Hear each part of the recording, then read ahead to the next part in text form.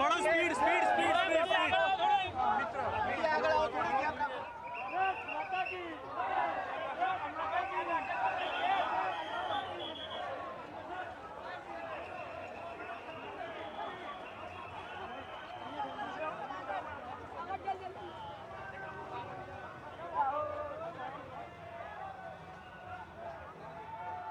દિવાળીના ફટાકડાની જેમ એક પછી એક પાકિસ્તાની ડ્રોનને ઉડાઈ લેવામાં ભારતીય ડિફેન્સ સિસ્ટમે ખૂબ મોટો ભાગ ભજવ્યો છે।